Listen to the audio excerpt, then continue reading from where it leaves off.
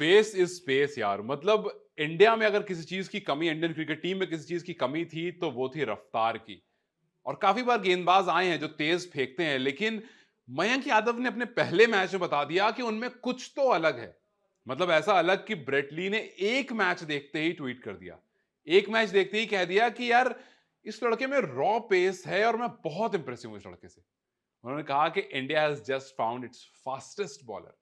मतलब देखिए, तेज रफ्तार से बॉलिंग करना ये हर फास्ट बॉलर का मन होता है, हर फास्ट बॉलर का शौक होता है। लेकिन अगर आप वो तेज रफ्तार ऐसी कर रहे हैं कि आपकी एवरेज स्पीड 145 है, जी हाँ, एवरेज स्पीड 145 है। मतलब आप अगर याद कीजिए तो इंडिया के किसी भी बॉलर को उठा लीजिए, 145 मोस्टली की बेस्ट होती है।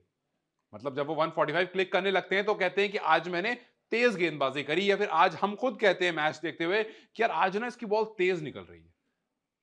लेकिन मयंक यादव यार, मतलब इस बंदे ने 140 से नीचे तो कहीं देखा ही नहीं।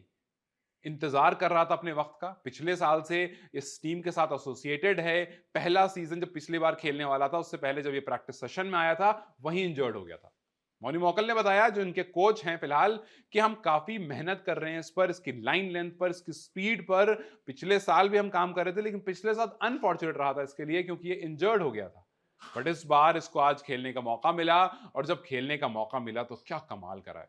मतलब जॉनी बेस्टो, शिखर धवन, ये वो दो बल्लेबाज थे जो 10 ओवर में ऑलमोस्ट 100 रन लगा चुके थे बोर्ड पर, और एक भी विकेट नहीं गिरा था। और उसके बाद ये लड़का आता है और अपनी रफ्तार से बीट कराना शुरू करता है, और इतना बीट कराता है कि शिखर धवन खुद कह देते हैं अपने मुंह से मैच के बाद कि यार जो डिफरेंस था ना हम दोनों के बीच में, मतलब पीबीकेएस और एलएसजी के बीच में, वो मयंक यादव की रफ्तार थी।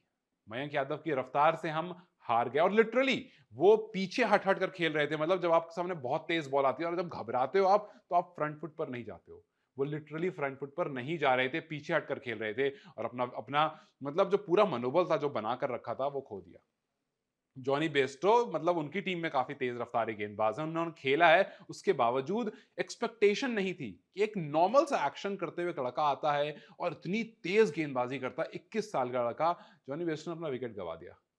फिर प्रभ सिमरन ने कोशिश करी उनको ऊपर से मारने को, कि भाई लॉन्ग ऑन के ऊपर से मार देते हैं। खैर मिड ऑन पर फील्डर खड़ा था उस टाइम पर, नवीन उल्लाह, उन्होंने सोचा कि मिड ऑन के ऊपर से तो मार ही दूंगा, लेकिन रफ्तार इतनी थी कि बॉल जब बॉडी लेंथ पर आई तो पता भी नहीं चला। मारने की कोशिश करी पुल शॉट, लेकिन टॉपेज लेकर के उड़ जाती है और आउट हो जाते हैं। जितेश के साथ भी कुछ ऐसा ही हुआ, बॉल ऊपर रहती है, कोशिश करते हैं मारने की, लेकिन फिर ऐसे लगता है फिर ऊपर जाते हैं और आउट हो जाते हैं। 4 ओवर में इस लड़के ने 27 रन दिए हैं, 3 विकेट लिए।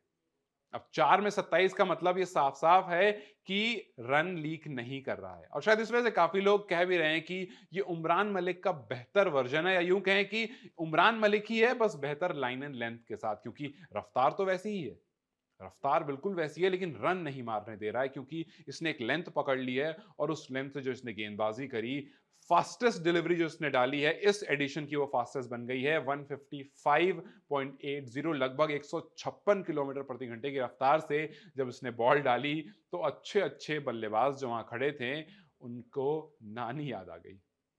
मतलब 8 डिलीवरीज इसने ऐसी डाली हैं जो 150 से ऊपर है। जी हाँ, 150 से ऊपर 8 डिलीवरीज डाली हैं उन 24 में से, और 9 डिलीवरीज ऐसी हैं जो 145 से ऊपर है। मतलब अगर आप 145 से ऊपर देखेंगे तो 17, 24 में से 17 बॉल इसने 145 से ऊपर फेंकी है। और रफ्तार की बात अगर होती है तो भाई पेस में इंटरेस्टिंग एक ही चीज होती है, और वो रफ्तार होती है। आप शोएब अख्तर की बात करें, आप ब्रेटली की बात करें, आप शॉन टेट की बात करें, आपको इन सबका नाम सुनते ही एक ही चीज समझ में आती है कि तेज रफ्तार। और वो तेज रफ्तार, और उसमें और इसमें फर्क ये है कि ये जब भाग कर आता है ना, तो आपको नहीं लगेगा कि इतनी तेज फेंक देगा। लेकिन जब ये हाथ घुमाता है तो बाजुओं की ताकत दिखाता है, और उस ताकत के सामने अच्छे अच्छे फीके पड़ गए। मतलब एकदम से ना वो शेन बॉन्ड याद आ गए। वो याद है न्यूजीलैंड वाले शेन बॉन्ड, बड़े आराम से आते थे और बड़ी तेज बॉल फेंकते थे, वो शेन बॉन्ड याद आ गए। और आपको अगर मतलब आप देखते हो शेन बॉन्ड जैसा बॉलर सामने से आ रहा है और हिंदुस्तानी है वो, तो यार गूजबम्स तो आ ही जाएंगे। बिल्कुल गूजबम्स आ जाएंगे, और वो गूजबम्स आ गए वाकई में, क्योंकि गजब का बंदा है यार ये। मतलब मयंक यादव, एक सूर्य कुमार यादव आए थे, दिखते बिल्कुल उनकी जैसे। मतलब अगर आप दोनों को साथ में रखोगे तो आपको लगेगा भाई कहीं ना कहीं से रिलेटेड तो हैं। यू नेवर नो, हो भी सकते हैं। वैसे अभी तक तो ऐसा कोई रिलेशन नहीं है दोनों का, लेकिन जिस तरह से सूर्य कुमार यादव आए, टी20 में अपनी छाप छोड़ दी है, उस तरह से मयंक यादव अब कमाल कर रहे हैं। और अपनी पेस के आगे सबको इन्होंने पानी पिला दिया। मतलब अगर आप उनकी पेस देखेंगे 24 की 24 बॉल में सबसे पहली बॉल जो डाली 147, 146, 150, 150 आते ही फेंक दिया और भाई साहब सामने वाले डर गए कि ये क्या आया। फिर 141 हल्की नीचे गए, 147, 149, 156, 150, 142, 144, 153, 49, 52, मतलब ये पूरा ऐसे ही चला है मामला। नीचे नहीं आने दिया, 14 से नीचे आने ही नहीं दिया। सबसे कमतर बॉल जो रही वो 141 की रही। अब आप सोच लो कि जब एक बंदा इतनी तेज रफ्तार से गेंदबाजी कर रहा हो और एक भी बॉल 140 से नीचे नहीं फेंक रहा होगा, तो क्यों ना आप कहोगे कि जी फ्यूचर तो मिल गया है। फ्यूचर मिल गया है और इसी टीम में शमार जोसेफ भी हैं, जिनको हमें लग रहा था कि यार उनकी जरूरत पड़ जाएगी। आपका स्मार्कवुड चले गए, डेविड विली वापस चले गए, जरूरत पड़ जाएगी। लेकिन आज इसको देखने के बाद लग रहा है कि नहीं नहीं नहीं, अभी लगता है शमार जोसेफ को और इंतजार करना पड़ेगा। एक तो वो इंटरनेशनल प्लेयर हैं, 4 की जगह होती है और आपको एक ही मजबूरी से लाना पड़ता है कि आपके पास पेस अटैक नहीं हो रहा था। लेकिन आज ऐसा लगा कि ये बंदा, इसको नीचे मौका मिला है। नई बॉल अगर फ्रेश हाथ में मिल गई तो यू नेवर नो क्या ही कर देगा ये। पहले मैच में मैन ऑफ द मैच बन गया। अच्छे अच्छे बड़े बड़े खिलाड़ियों को इसने धूल चटा दी और अब बस इंतजार रहेगा कि किस तरह से ये आगे बढ़ता है। अब जितने लोग हैं इसकी तारीफ कर रहे हैं, तारीफ में कसीदे पढ़ रहे हैं, और क्यों ना पढ़े यार। जब आप पहले ही मैच में कुछ ऐसा कमाल कर दोगे तो जाहिर सी बात है आपकी तारीफ होगी, और इसीलिए हम भी आज इनकी तारीफ कर रहे हैं और हमें इंतजार है अब इनको और देखने का। उनको मन है और देखने का और खूब तेज तर्रार गेंदबाजी करने का और इस तरह से बड़े बड़े धुरंधरों को अपनी तेज रफ्तार से छकाने का। खैर, देखना यह है कि क्या ये रफ्तार बरकरार रहती है, क्या ये लाइन एंड लेंथ बरकरार रहती है, ज्यादा इंपॉर्टेंट है। क्योंकि निकोलस पुरन ने भी कहा कि इसने आज पूरी दुनिया को दिखा दिया ये क्या है, अपनी रफ्तार से दिखा दिया और बेहतर लाइन एंड लेंथ और एक्यूरेसी से दिखा दिया।